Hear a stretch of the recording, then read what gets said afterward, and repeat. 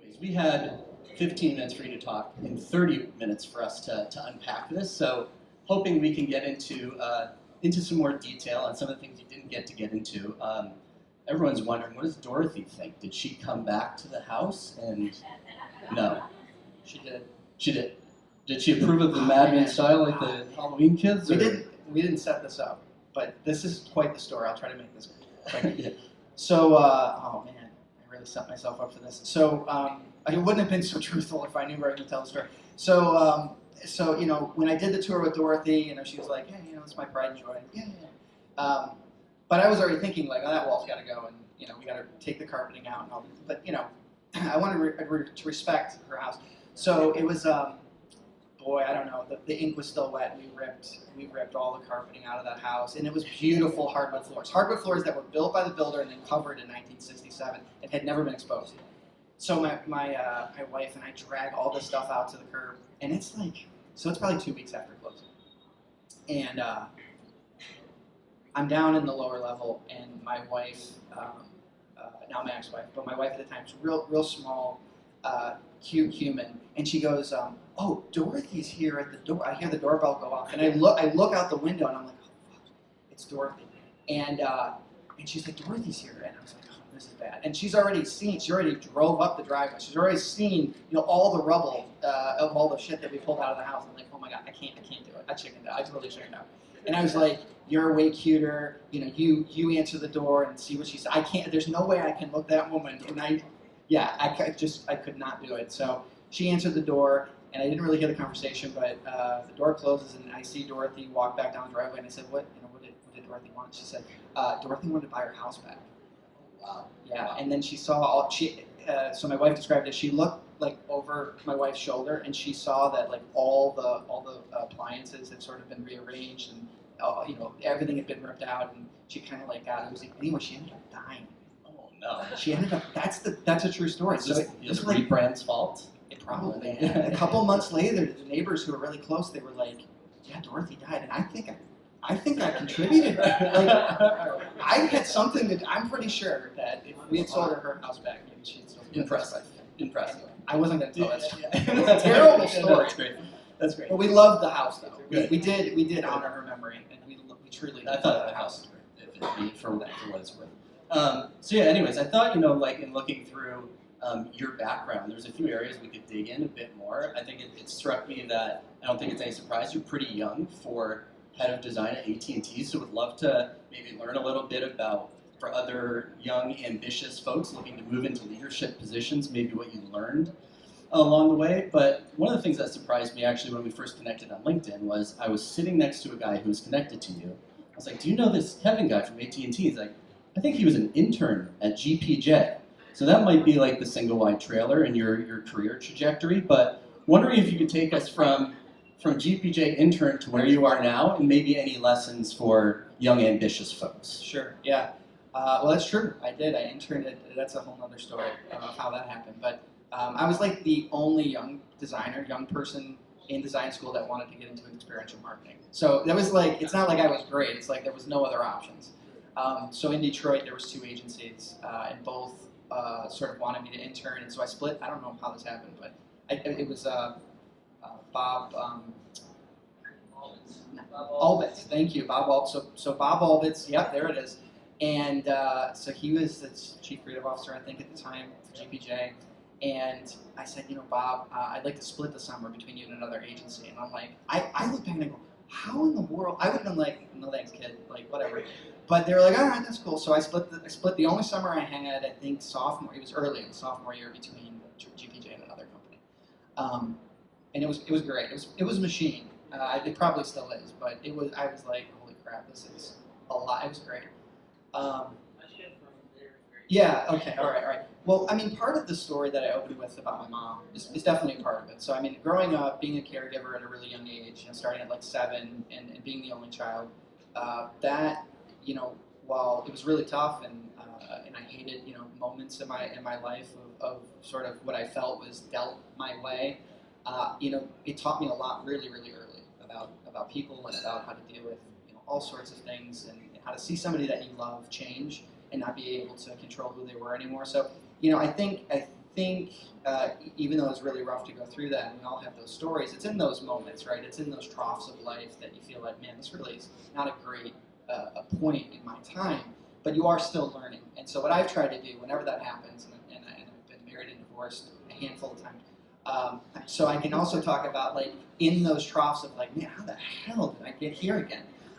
You should be still learning so that you can hopefully apply it and make something better, right, with your life. And so I did that. So I moved from GPJ to the other agency, which I spent 5 years at, and then this little company that nobody had ever heard of, this little agency, little trade show agency, won all of GM, which was Zarnowski, and nobody could spell it. No one, like, who the hell is it? It was Zarnowski, and I got a call. So I was 5 years in. I think it was like a designer, senior designer in an experiential agency, and I got a call from their general manager, and he said, "We're looking for a designer." I said, "Okay, cool."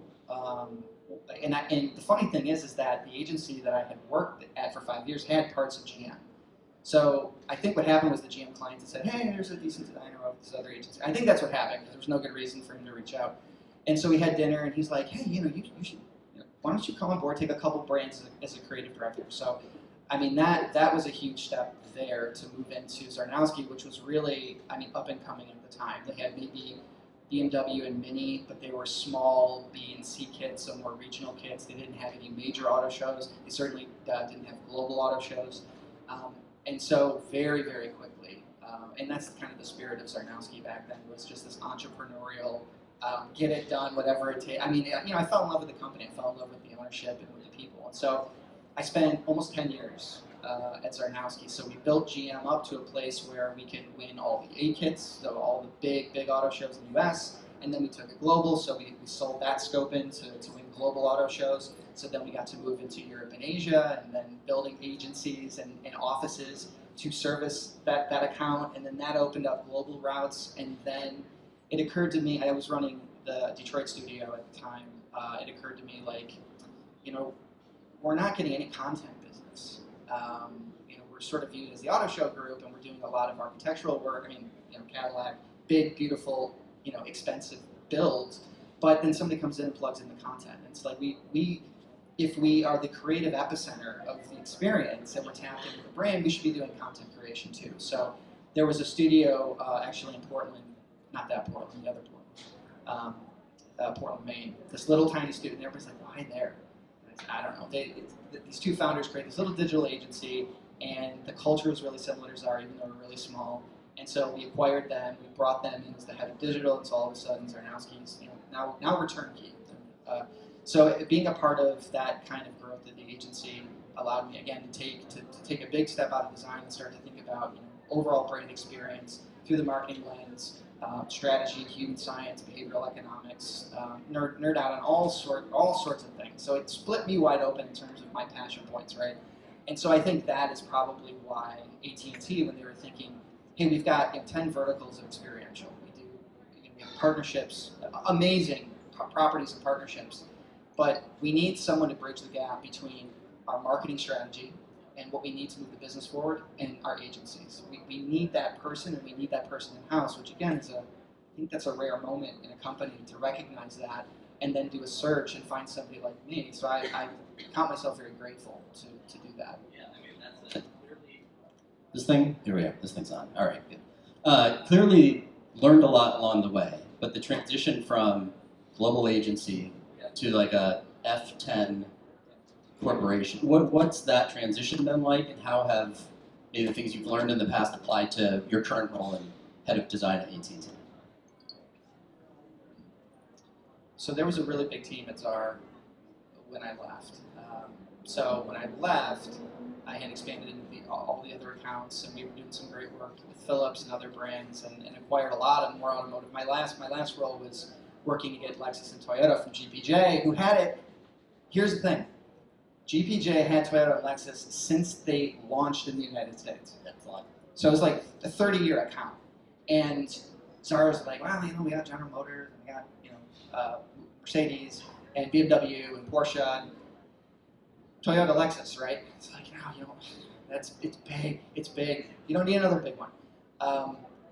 But we went after it, we won it, We opened up an office in Plano, Texas, so I was spending a lot of time opening up that office in Texas, and I like Texas.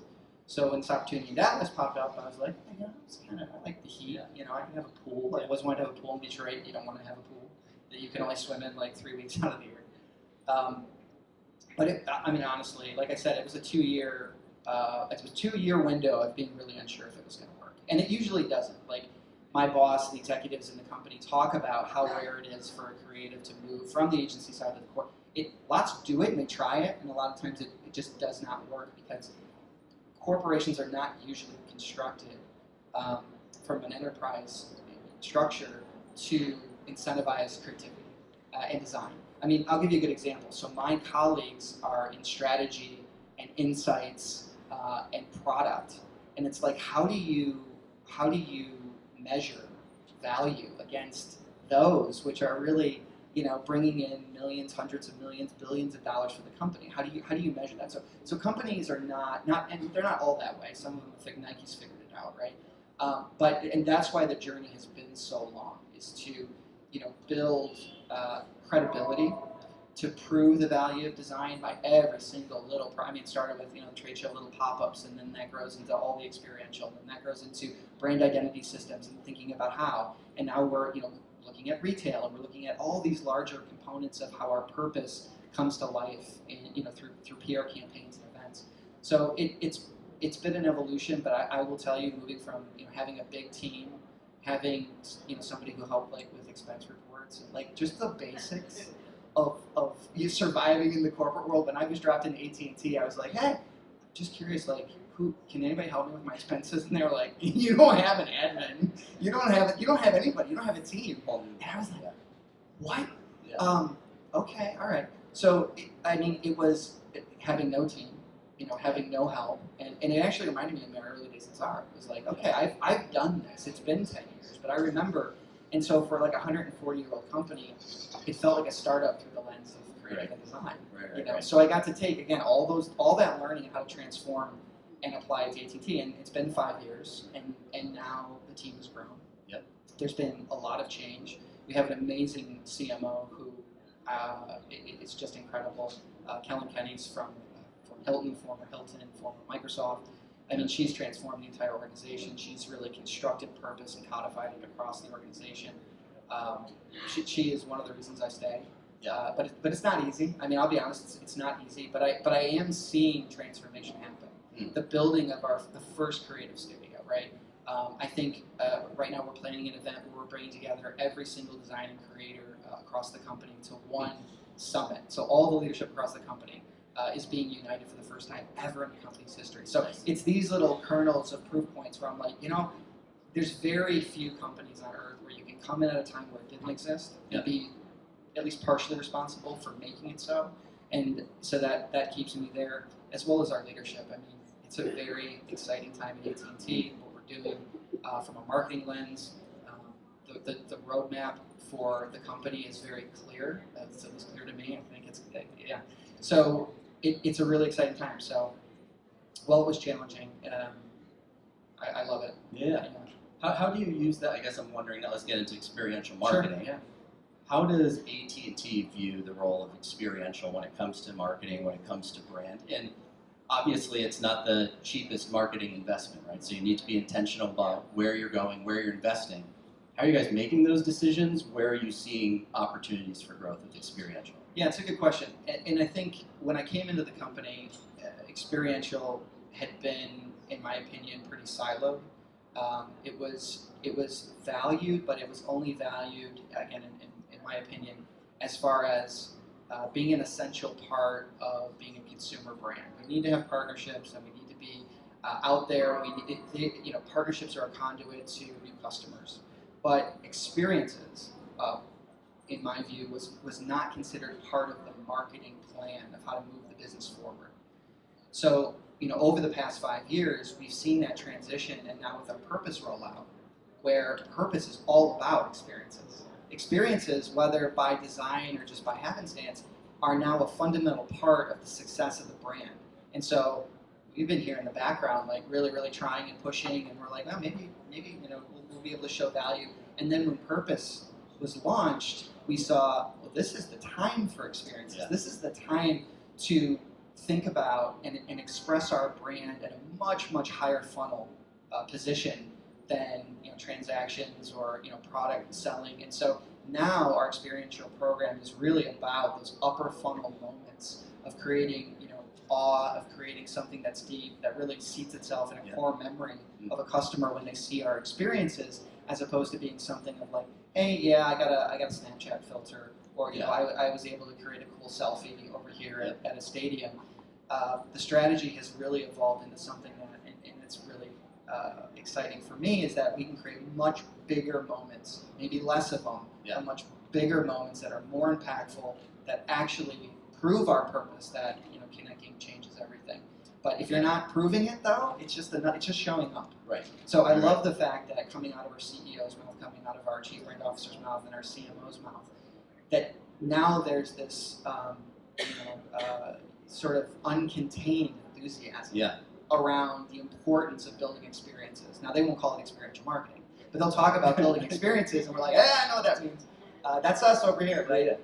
So like I said, it's a very exciting time. I mean, I'm putting myself in your shoes. You go into a company that's 140 years old, iconic legacy. Now you're moving into this experiential realm where there are obviously new dimensions you can start to express that brand through. What was walk me through your process. How do you get into a brand like AT&T to understand it? And how are you guys learning to translate or express that through? I mean, we know what it sounds like. What does it smell like? How are you doing that?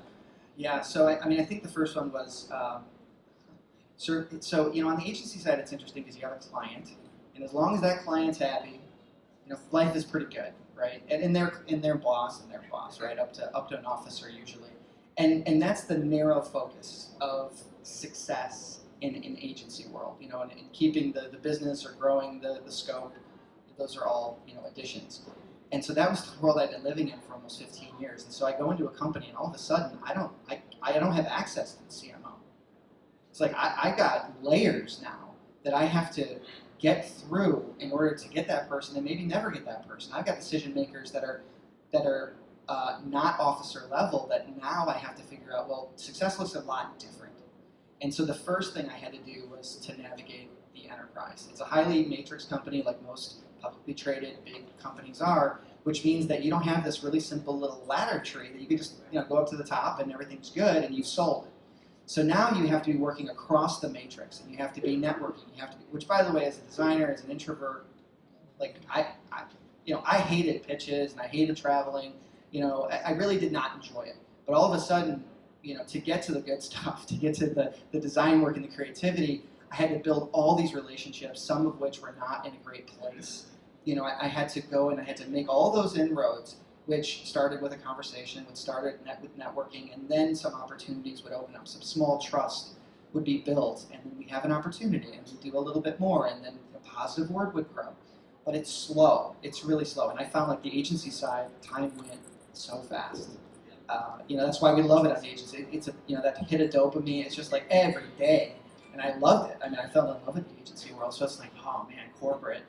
I don't know. And so the success model changed. Yeah. And it wasn't about design. It was in those first couple of years. It was about networking. It was about building relationships, small wins, building trust in order to get the big opportunities, right?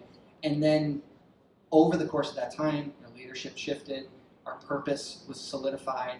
And so I think the good news is that it would have been very easy for me to grow separately than the company and sort of grow apart. I think that's a natural progression. It just so happened that my growth within the company and showing value and creating successes for the brand and marketing team aligned with the trajectory of the company. And so that's a bit of luck and timing. It's hard to quantify exactly like how did that happen. Yeah.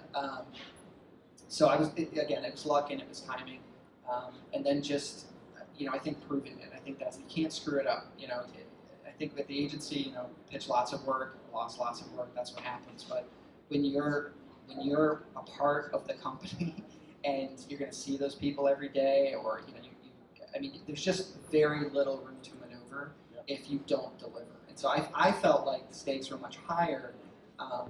it's probably not the case, but I felt like the stakes were much higher corporate side, where every project is live or die, every single project, versus on the agency side, we still killed ourselves in pitches, but when we lost, it wasn't quite the dire feeling of I've really kind of sacrificed.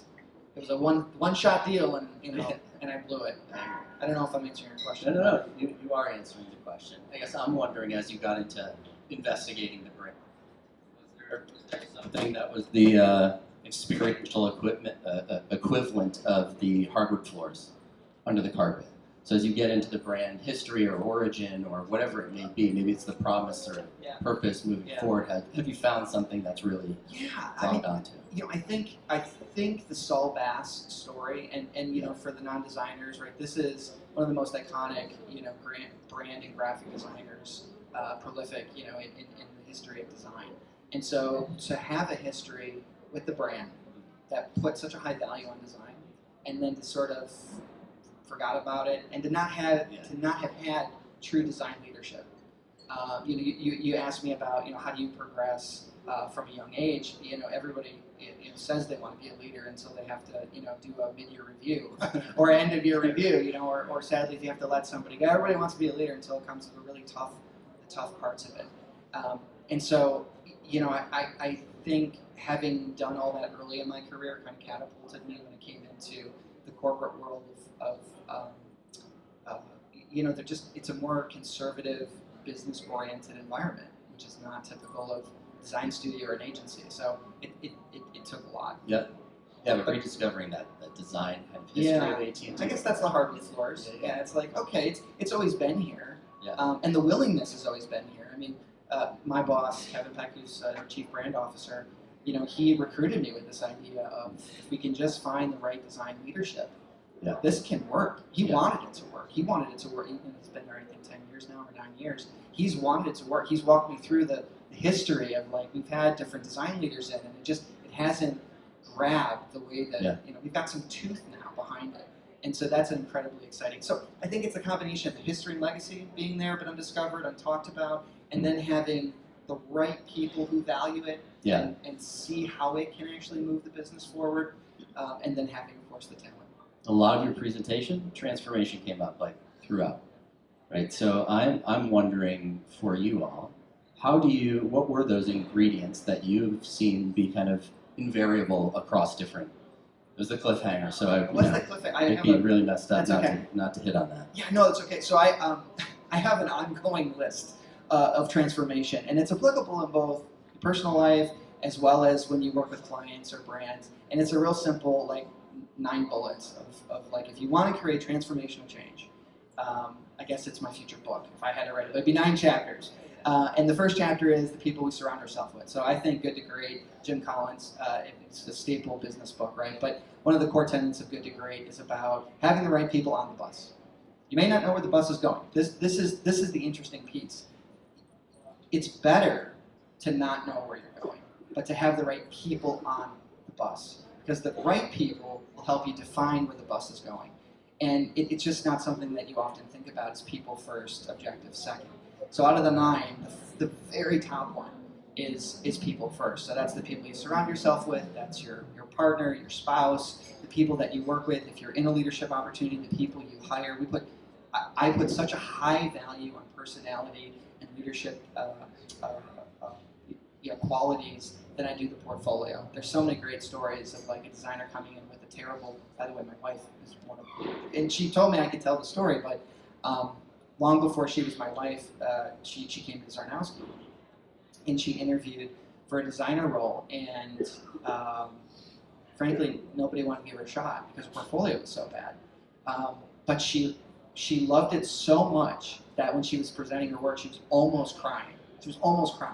And I thought, damn, if she is that passionate about her work and she can apply that passion to what we're trying to do here, I'd rather have that kind of person than somebody with a super flashy portfolio. And she came in, she gave us 2 years, she killed herself. She was doing, she's going to for her moment, but super hard workout. What's the, she was doing some super hard workout, and she'd leave, CrossFit, thank you. So she'd leave the studio at like 5:30 p.m. She'd be like, I'll be right back. And she'd come back in an hour so she'd do CrossFit, then she'd come back to the studio and she'd work all night. So 2 years later, she leaves. She goes to Ford Motor Company where she leads environmental, and she just went back on the firm side. And then we worked together. I had a divorce. She broke up, and there was no funny business, by the way. I always have to caveat that. But years later, we get back together, and we ended up getting married. That seems like a whole nother session. It is. Right on. Well, I know we're getting close to lunch, and do you want to do a Q&A or move right to the food? Hey guys, good to see you both. I know both of you. Good to see you, yeah. Yeah, man. Once a year, we more or less. Kevin, what impressive, right? Amazing story. What's next from your perspective, from a designer's perspective, particularly in an organization like AT&T, like in a commodity space, right? Where we take for granted the connectivity aspects of what the product is. So how do you, what do you think is next to get that emotional connection with the consumer now that you have such credibility within the organization? It's a great question. It's a hard question too. Pick your telecom service provider. There's still friction points. Even in the world we live in, there's still friction points. I mean, I was sitting there and I was listening to how many people asked what the Wi-Fi password was. It's over there, by the way, if you're still looking for it. That's a friction point. So we need connectivity. We arrived in a building, and we don't know how to connect. That will not be the case in the future. And I am really proud that AT&T is going to be the brand that helps remove those friction points for our customers without getting into too much. The idea that connectivity should be always on, and it should be dependable, and you shouldn't have to do any work in order to keep that connection is the of course. But guess what? It's almost 2025 and we're still look at that. It's a piece of paper that somebody hand wrote. I mean, how is that where we're at today with technology?